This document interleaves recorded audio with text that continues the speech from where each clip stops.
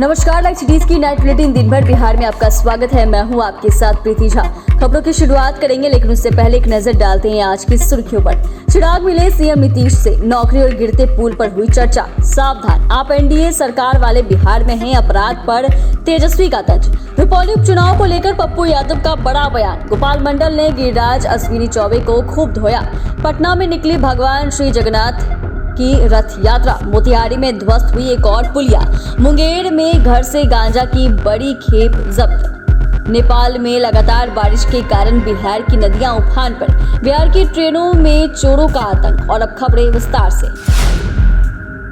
चिराग ने मुख्यमंत्री नीतीश कुमार से मुलाकात की। उन्होंने सीएम नीतीश से मिलकर बिहार में चल रहे विकास कार्यों पर चर्चा की। चिराग सरकारी नौकरी के मुद्दे पर भी मुख्यमंत्री से चर्चा की और आगामी नियुक्ति को लेकर किन किन विभागों में काम चल रहा है इसकी जानकारी ली। चिराग पासवान ने कहा कि सीएम नीतीश कुमार के द्वारा 2014 में बिहार चौकीदार संवर्ग नियमावली बनाई थी। इसमें दफादार अथवा चौकीदारों के आश्रितों की बहाली का प्रावधान किया गया था। इस नियमावली के तहत साल 2023 तक आश्रितों की बहाली होती रही है। पहले से रिटायर्ड और रिटायर होने वाले चौकीदारों के आश्रितों की बहाली एवं ऐच्छिक सेवानिवृत्त के शेष आश्रितों की नियुक्ति पत्र अभी तक जारी नहीं किए गए हैं, जबकि 1-2 जिलों में सरकार ने नई बहाली की प्रक्रिया शुरू कर दी है, जो चिंताजनक विषय है। चिराग ने सीएम नीतीश से कहा कि उनकी मांग है कि इस प्रक्रिया को पूरी तरह से फिर से बहाल कर दिया जाए। उन्होंने बताया कि मुख्यमंत्री ने इन सभी मुद्दों पर संबंधित विभागों द्वारा जल्द से जल्द कार्रवाई करने का आश्वासन दिया है। बिहार के पूर्व डिप्टी सीएम तेजस्वी यादव ने सोशल मीडिया प्लेटफॉर्म ट्विटर पर वीडियो पोस्ट कर पिछले दिनों में हुई आपराधिक घटनाओं का जिक्र किया है। इसमें उन्होंने लोगों को आगाह करते हुए लिखा, सावधान, आप एनडीए सरकार वाले बिहार में हैं। तेजस्वी ने बिहार सरकार पर निशाना साधते हुए लिखा कि विगत 3-4 दिनों में एनडीए के महाजंगल राज में घटित अपराधियों द्वारा बेखौफ गोली चला मानव हत्याएं करने वाली घटनाओं का सुखद विवरण इस प्रकार है। बीजेपी के जिम्मेवार सुसंस्कारित और शास्त्रीय नेताओं के अनुसार डबल इंजन पावर्ड एनडीए सरकार के मंगल राज में रक्त रंजित इन मंगलमय घटनाओं का जिक्र करना भी निर्मम अपराध की श्रेणी में आता है। वीडियो में 3-4 दिनों का मंगल है।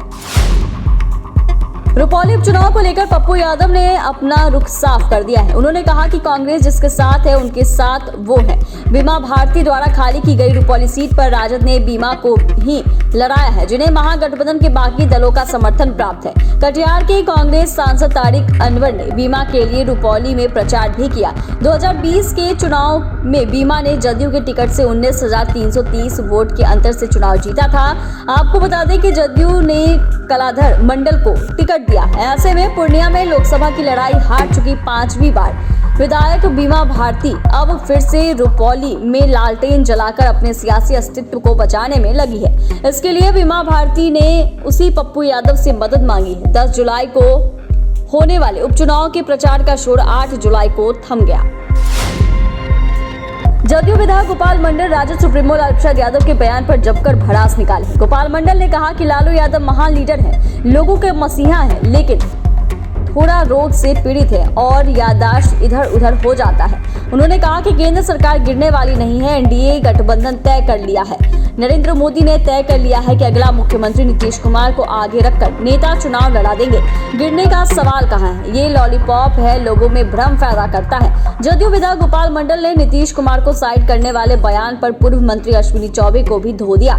उन्होंने कहा कि अश्विनी चौबे क्या है, भाजपा का यहाँ स्थान कहाँ है, क्या है भाजपा की पहचान? अश्विनी चौबे ऐसे बकबक करते हैं। गोपाल मंडल यही नहीं रुके, उन्होंने कहा कि उनका दिमाग खिसक गया है। भाजपा के लोगों को बकबक करने की आदत है, गिरिराज सिंह को भी नहीं छोड़ा। उन्होंने कहा कि टीक वाला गिरिराज सिंह भी ऐसे बकबक करता है। पटना में इस्कॉन मंदिर की ओर से भगवान श्री जगन्नाथ की भव्य रथ यात्रा निकाली गई। डिप्टी सीएम विजय सिन्हा ने इसकी शुरुआत की। पट खोलते ही डिप्टी सीएम ने पहले आरती की, इसके बाद सड़क पर झाड़ू लगाया। पूरा वातावरण हरे राम हरे कृष्ण और जय जगन्नाथ की बोल से गूंज उठा। 40 फीट ऊंची हाइड्रोलिक सिस्टम से बनी विशिष्ट रथ पर भगवान जगन्नाथ अपने भाई और बहन संग विराजमान हुए। रथ यात्रा वाले रूट पर विभिन्न स्थानों पर पुष्प वर्षा के साथ आरती करके भगवान का स्वागत किया गया। बिहार में पुलों के गिरने का सिलसिला लगातार जारी है। बारिश के कारण पिछले 20 दिनों के भीतर 10 से अधिक पुल पुलिया धराशायी हो चुके हैं। ताजा मामला पूर्वी चंपारण के मोतिहारी से सामने आया है, जहां बारिश के कारण एक और पुलिया ध्वस्त हो गई। 20 दिन के भीतर पुल टूटने की यह 13वीं घटना है। दरअसल यह मधुबन प्रखंड के लोहरगांवा की है, जहां आरसीसी पुलिया ध्वस्त हो गई है।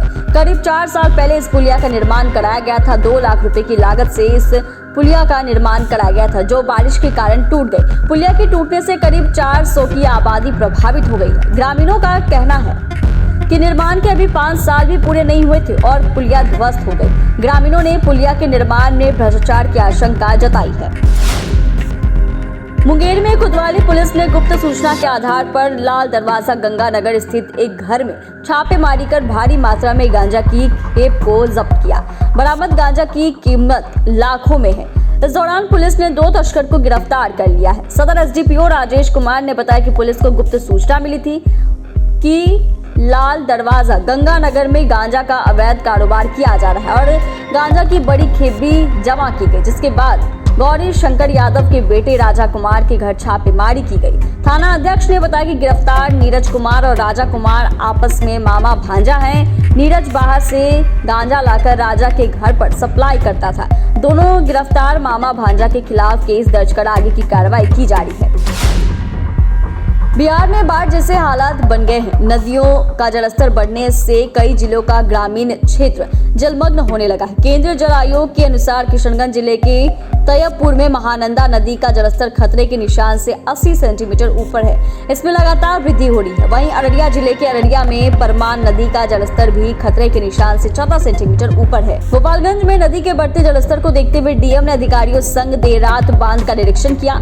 इस दौरान निचले इलाके के लोगों को ऊंचे स्थानों पर जाने का निर्देश भी दिया गया है। डीएम ने कहा कि गंडक नदी के बढ़ते जलस्तर को लेकर जिला प्रशासन पूरी तरह से सतर्क और अलर्ट मोड पर है।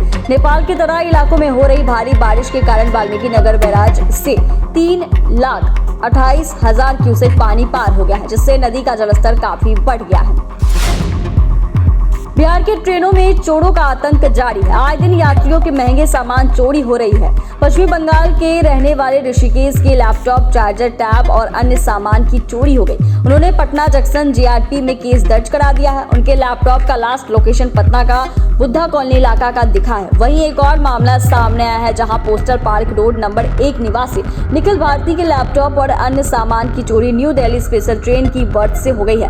लैपटॉप बैग में 3,000 रुपए भी थे। वे पटना से दिल्ली जा रहे थे। इतना ही नहीं, पंजाब मेल से वर्धमान से सहारनपुर तक की यात्रा कर रहे रेल यात्री कैफ विश्वास का मोबाइल फोन उनकी बर्थ से किसी ने चोरी कर ली। उन्हें इस बात की भनक तक नहीं लगी। इधर समस्तीपुर के लखनीपुर महेशपट्टी के मुकेश कुमार का मोबाइल बदमाशों ने पटना जंक्शन पर ट्रेन में चढ़ने के दौरान निकाल लिया।